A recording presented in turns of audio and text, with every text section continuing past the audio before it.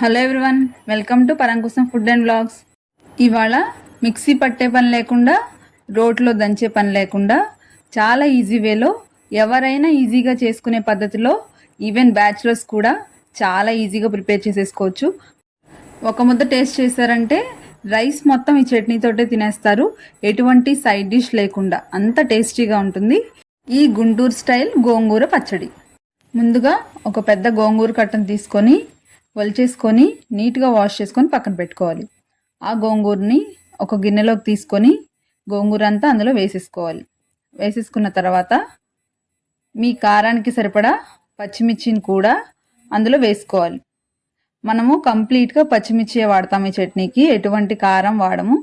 గోంగూర పులుపు ఎక్కువగా ఉంటుంది కాబట్టి కాస్త కారం ఎక్కువగానే పడుతుంది, కాబట్టి పచ్చిమిర్చి కాస్త ఎక్కువగానే వేసుకోవాలి. వేసేసుకున్న తర్వాత హాఫ్ గ్లాస్ వరకు వాటర్ని పోసుకోవాలి. ఎక్కువ వాటర్ పోస్తే ఏమవుతుందంటే ఇది కుక్ అవ్వటానికి టైం ఎక్కువ తీసుకుంటుంది. ఆల్రెడీ ఈ గోంగూరలో వాటర్ కన్సిస్టెన్సీ ఉంటుంది కాబట్టి వాటర్ తక్కువగా పడతాయి. ఆ తర్వాత స్టవ్ ఆన్ చేసుకొని మనం గోంగూర పెట్టిన గిన్నె పైన మూత పెట్టేసి మీడియం ఫ్లేమ్లో పెట్టుకొని కుక్ చేసుకోవాలి. వాటర్ తక్కువగా ఎందుకు పోయమని చెప్పానంటే ఆల్రెడీ గోంగూరలో వాటర్ కన్సిస్టెన్సీ ఎక్కువగా ఉంటుంది. మళ్ళీ మనం వాటర్ ఎక్కువగా పోసేస్తే ఏమవుతుందంటే పొంగిపోతుంది. అండ్ గోంగూర పచ్చిమిర్చి త్వరగా కుక్ అయిపోతాయి అన్నమాట. కుక్ అయిపోయిన తర్వాత వాటరు ఎక్కువగా ఉండిపోతే మనము అవి ఎగిరేంత వరకు ఉడికించుకోవాలి. అలా టైం ఎక్కువ పడుతుంది. అందుకని వీలైనంత వరకు తక్కువ వాటర్నే పోసుకోండి. మళ్ళీ అవసరమైతే అప్పుడు పోసుకోవచ్చు వాటరు, ఒకవేళ ఉడకలేదు అనిపిస్తే. చూస్తున్నారు కదా గోంగూర పచ్చిమిర్చి. ఫస్ట్ టైం చూసినప్పుడు గ్రీనిష్ కలర్లో ఉన్నాయి పచ్చిమిర్చి. తర్వాత 2 or 3 టైమ్స్ తర్వాత మీరు అబ్జర్వ్ చేస్తే తీసి చూస్తే ఈ పచ్చిమిర్చి కలర్ చేంజ్ అయినట్టు కనిపిస్తున్నాయి అన్నమాట. ఈ పచ్చిమిర్చిని ఒక స్పూన్ పెట్టి, స్పూన్ కానీ ఫోర్క్ కానీ పెట్టి చూస్తే సాఫ్ట్గా అయిపోతే ఉడికిపోయినట్లు అనమాట. ఈ పచ్చిమిర్చి గోంగూర ఏ కలర్లో అయితే ఉంటుందో ఆ కలర్కి చేంజ్ అవుతుంది అనమాట. ఆ కలర్కి చేంజ్ అయిపోయి సాఫ్ట్గా అయిపోతుంది. అప్పుడు పర్ఫెక్ట్గా కుక్ అయినట్టు అనమాట. మీరు ఒకసారి అబ్జర్వ్ చేస్తే చూసారు కదండి, పచ్చిమిర్చి గోంగూర కలర్కి చేంజ్ అయిపోయింది.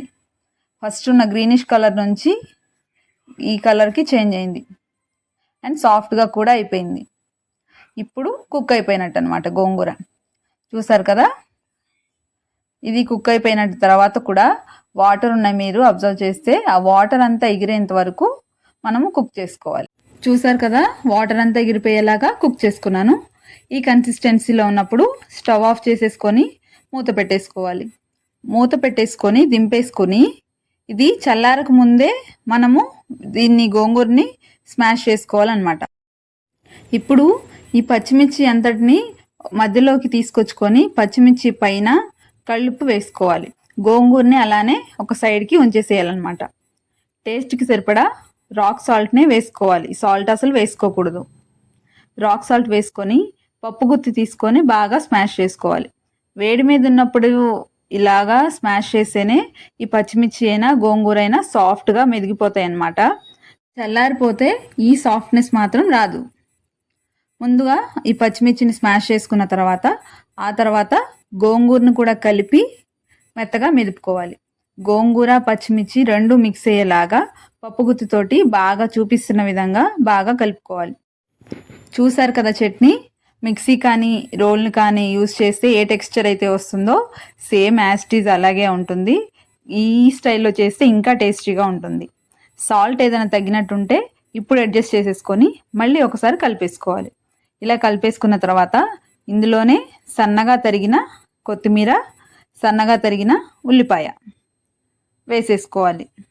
వేసేసుకొని ఆ గోంగూరతోటి కలపకుండా ఈ ఉల్లిపాయని కొత్తిమీరని కలిపి రోట్లో ఎలాగైతే దంచుతామో అలా దంచుకోవాలన్నమాట పప్పు గుత్తితోటి. అలా దంచినప్పుడు ఆ ఉల్లిపాయది ఆ కొత్తిమీర ఫ్లేవర్స్ అనేవి ఆ గోంగూరకి పడతాయి అన్నమాట. ఇప్పుడు అలా తొక్కేసుకొని గోంగూరని ఉల్లిపాయ కొత్తిమీర అన్నీ కలిసేలాగా ఒకసారి బాగా స్మాష్ చేసుకునేలాగా మిక్స్ చేసుకోవాలి. ఇలా మిక్స్ చేసేసుకుంటే సరిపోతుంది. ఇప్పుడు మన గోంగూర చట్నీ రెడీ అయిపోయింది. కొంతమంది తాలింపు ఇష్టం లేని వాళ్ళు ఇలా కూడా తినేస్తారనమాట. అది మీ చాయిస్. ఇలా తింటే ఒక టేస్ట్ ఉంటుంది, తాలింపు పెట్టిన తర్వాత ఒక టేస్ట్ వస్తుంది, అది మీ ఇష్టం. ఇలా కలిపేసుకొని పక్కన పెట్టేసుకోవాలి. ఇప్పుడు స్టవ్ ఆన్ చేసేసుకొని ఒక చిన్న కళాయి పెట్టేసుకొని ఆయిల్ వేసుకోవాలి. ఆయిల్ వేసేసుకొని ఆయిల్ హీట్ అయిన తర్వాత ఎండుమిర్చి తాలింపులు వేసేసుకున్న తర్వాత 1 స్పూన్ వరకు జీలకర్ర కూడా వేసేసుకోవాలి. జీలకర్ర వేసేసుకున్న తర్వాత ఒక చిటికెడు ఇంగువను వేసుకోవాలి. వేసేసుకొని ఫ్రై చేసుకోవాలి. ఈ ఇంగువలో నుంచి అరోమా రిలీజ్ అవుతున్న టైంలో మనము కరివేపాకుని యాడ్ చేసుకోవాలి. కరివేపాకు కూడా వేసేసుకొని ఫ్రై చేసుకోవాలి. కరివేపాకు లాస్ట్లో వేసే కంటే ఇలాగా తాలింపులు కొంచెం ఫ్రై అయిన తర్వాత వేస్తే కరివేపాకు కూడా ఇంగు ఫ్లేవర్ పడుతుంది. ఈ తాలింపుని గోల్డెన్ బ్రౌన్ కలర్ వచ్చేంత వరకు ఫ్రై చేసుకోవాలి. ఇలా ఫ్రై అయిన తర్వాత మనం ఆల్రెడీ స్మాష్ చేసి పెట్టుకున్న గోంగూరని అందులో వేసేసుకోవాలి. ఆ గోంగూర వేస్తుంటేనే ఆ తాలింపు ఈ గోంగూర స్మెల్ అదిరిపోతుందన్నమాట.